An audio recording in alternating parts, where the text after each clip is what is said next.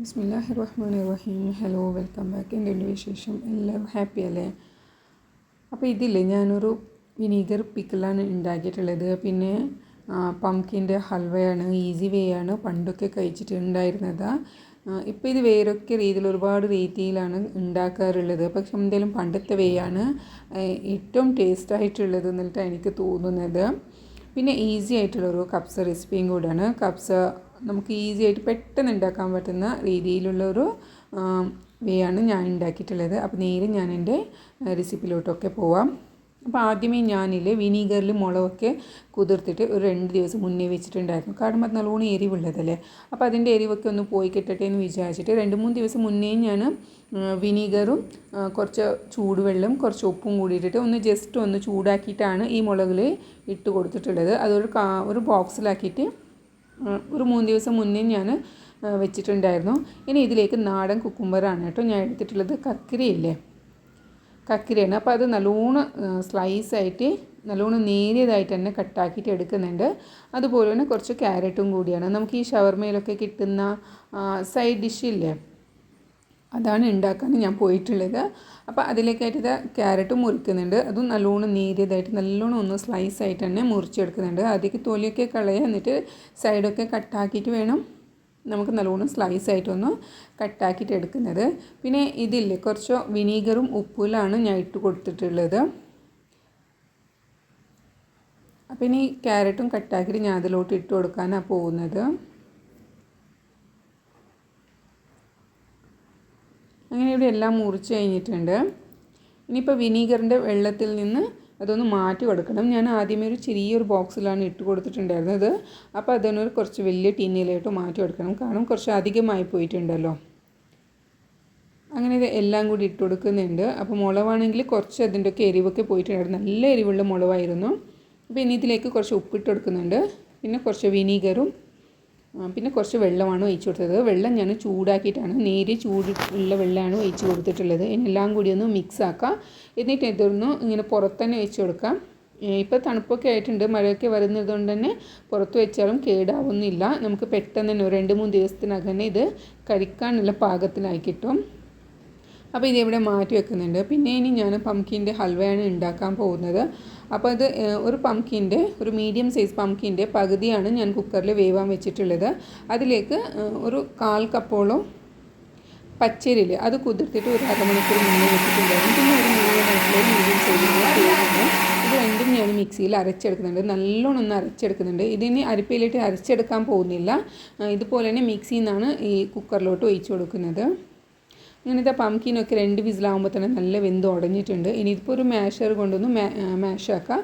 ഇനിയല്ല, ഇതിൽ നിന്നും നിങ്ങൾക്ക് നല്ലോണം ഒരു പേസ്റ്റായിട്ട് വേണമെന്നുണ്ടെങ്കിൽ ചെറുതായിട്ടൊന്ന് മിക്സിയിൽ അരച്ചെടുത്താലും ബുദ്ധിമുട്ടില്ല. ഞാനിപ്പോൾ മാഷറിൽ തന്നെ ഒടിച്ചെടുക്കുന്നുണ്ട്. എന്നിട്ട് അരപ്പിന് ഇതിലോട്ട് ഒഴിച്ച് കൊടുക്കുന്നുണ്ട്. കുറച്ച് വെള്ളം കൂടി ഒഴിച്ചിട്ട് നല്ലോണം ഒന്ന് മിക്സ് ആക്കാം. പിന്നെ അധികം വെള്ളം ഇത് ആക്കി കൊടുക്കേണ്ട ആവശ്യമില്ല. കാരണം നമ്മളിതിൽ ശർക്കര പാനിയാണ് ഒഴിച്ച് കൊടുക്കാൻ പോകുന്നത്. അപ്പോൾ വീണ്ടും ഇത് കുറച്ചും കൂടി ലൂസായിക്കോളും. എന്നിട്ട് നല്ല ഒരു കുറുകിച്ചിട്ട് എടുക്കുക, ഉപ്പൊക്കെ നോക്കിയിട്ട്. പിന്നെ എൻ്റെ കയ്യിലിപ്പോൾ ശർക്കരയില്ല. അപ്പോൾ ഇതിനു മുമ്പേ ഞാൻ കൊണ്ടുവന്ന ശർക്കരയിൽ നിന്ന് ഇങ്ങനെ ഉരുകി നോക്കി, അപ്പോൾ അതിലൊന്നും ഉണ്ടായിരുന്നില്ല. അതുകൊണ്ട് തന്നെ ഇപ്പോൾ ഞാനൊന്നും ഇല്ലയെന്ന് വിചാരിച്ചിട്ടാണ് ഇത് മുഴുവനായിട്ട് തന്നെ അങ്ങോട്ട് ഇട്ട് കൊടുക്കുന്നുണ്ട്. അല്ലാന്നുണ്ടെങ്കിൽ എപ്പോഴും ഞാൻ ശർക്കര പാനിയാക്കിയിട്ടാണ് ഉണ്ടാക്കാറുള്ളത്. പക്ഷേ ഇത് നല്ല ക്ലീനായിട്ട് തന്നെ നീറ്റായിട്ട് തന്നെ ഉള്ളതുകൊണ്ട് ഞാനത് അങ്ങനെ ഇട്ട് കൊടുത്തിട്ടുണ്ട്. പിന്നെ കുറച്ച് സമയം കൂടി ഉണ്ടായിരുന്നില്ല, അതുകൊണ്ടാണ് ഞാൻ പെട്ടെന്ന് ഉണ്ടാക്കുമ്പോൾ അങ്ങനെ ഇട്ട് കൊടുത്തത്. അല്ലാന്നുണ്ടെങ്കിൽ ക്ലീൻ ആക്കിയിട്ട് തന്നെയാണ് അരപ്പയിൽ അരച്ചിട്ട് ഒഴിച്ച് കൊടുക്കുന്നത്. ഇനിയിപ്പോൾ ഇത് ചിക്കനാണ്, ഒരു 3/4 കിലോയുള്ള ചിക്കൻ ഉണ്ടാവും. ഇതിലേക്കുള്ള ഉള്ളിയാണ് ഞാൻ ആദ്യമേ മുറിച്ചെടുത്തിട്ടുള്ളത്. ഇത് പിന്നെ ഫ്രീസറിൽ ഉണ്ടായിരുന്നത്, കഴുകി ക്ലീൻ ആക്കിയിട്ട് വെച്ചതായിരുന്നു. ഒരു ബോക്സിലിട്ടിട്ടാണ് വെച്ചിട്ടുണ്ടായിരുന്നത്. അപ്പോൾ അത് എനിക്ക് ഒരുപാട് അങ്ങോട്ട് കഴുകി ക്ലീൻ ആക്കേണ്ട ആവശ്യമൊന്നും വന്നിട്ടില്ലായിരുന്നില്ല. അങ്ങനെ ഈ ഉള്ളി മുറിക്കാൻ ഞാൻ എൻ്റെ മോളെ കൊണ്ടാണ് ഏൽപ്പിച്ചിട്ടുണ്ടായിരുന്നത്. പക്ഷേ ഇത് കാണുമ്പോൾ എനിക്ക് ഇന്നൊന്നും ഇത് മുറിച്ച് കിട്ടുമെന്ന് തോന്നിയില്ല. അതുകൊണ്ട് തന്നെ ഞാനും പെട്ടെന്ന് ചെന്നിട്ട് എനിക്ക് വേണ്ടതൊക്കെ ഞാൻ മുറിച്ചെടുത്തിട്ടുണ്ട്. അവളെ കൂടെ നിന്നിട്ടാണ് ഇതൊക്കെ ചെയ്തിട്ടുള്ളത്. പിന്നെ ഇതിൽ കുറച്ച് ഞാൻ സൈഡ് വേ ഒക്കെ കാട്ടുന്നുണ്ട്. നമ്മളിങ്ങനെ കുക്കിങ്ങൊക്കെ ആക്കുമ്പോൾ വീട്ടിൽ എന്താ സംഭവിക്കുക എന്നിട്ടൊന്നും ഇങ്ങനെ കാണിച്ചതാണ്. നിങ്ങൾക്ക് ഇഷ്ടമാവുകയാണെന്നുണ്ടെങ്കിൽ സബ്സ്ക്രൈബും ലൈക്കും ആക്കാനും മറക്കല്ലേ. അങ്ങനത്തെ മുറിക്കലൊക്കെ കഴിഞ്ഞിട്ടുണ്ട്, അതൊക്കെ നീട്ടാക്കുകയും ചെയ്തിട്ടുണ്ട്. ഇനിയിപ്പോൾ അടുപ്പ് കത്തിച്ചിട്ടൊരു പാൻ വെച്ച് കൊടുക്കുക. ചോറ് വെക്കുന്ന പാനാണ്. മറ്റേ അടുപ്പത്ത് നമ്മുടെ പംകിൻ ഹൽവയില്ലേ, അത് നല്ലോണം കുറുകി വരണം. അപ്പോൾ നല്ലോണം തീ ലോ ആക്കിയിട്ട് ഇടയ്ക്കിടയ്ക്ക് ഇങ്ങനെ ഒന്ന് ഇളക്കി കൊടുത്തുകൊണ്ടിരിക്കുക. അപ്പോൾ അതവിടെ കുക്കായിക്കൊണ്ടിരിക്കുക. ആ സമയത്ത് തന്നെ കുറച്ച് ഓയിൽ ഒഴിച്ച് കൊടുക്കുന്നുണ്ട്, ഉള്ളി ഇട്ട് കൊടുക്കുന്നുണ്ട്, പിന്നെ തക്കാളിയും പച്ചമുളകിൻ്റെ പേസ്റ്റാണ്. പിന്നെ ഒരു 3/4 ടേബിൾ സ്പൂണോളം ഇതിലേക്ക് ഞാൻ ഇഞ്ചി വെളുത്തുള്ളിൻ്റെ പേസ്റ്റും കൂടി ഇട്ട് കൊടുക്കുന്നുണ്ട്. ഇഞ്ചി വെളുത്തുള്ളിൻ്റെ പേസ്റ്റ് ഹോം മെയ്ഡാണ്, ഞാൻ വീട്ടിൽ തന്നെ ഉണ്ടാക്കിയിട്ടുള്ളതാണ്. നമുക്ക് ഇങ്ങനത്തെ ഒരു ഐറ്റംസൊക്കെ ഉണ്ടാക്കുമ്പോൾ പെട്ടെന്ന് ഇഞ്ചി വെളുത്തുള്ളിൻ്റെ ആ ഒരു പണി കിട്ടാതിരിക്കാൻ വേണ്ടിയിട്ടാണ് ഞാനത് ചെയ്തിട്ടുള്ളത്. എനിക്ക് നല്ലോണം എളുപ്പമായിട്ട് അത് തോന്നാറുമുണ്ട്. ആ സമയത്ത് കറണ്ടും പോയി ബാക്കിയുള്ളതൊന്നും എനിക്ക് കാണിക്കാനും പറ്റിയിട്ടില്ല.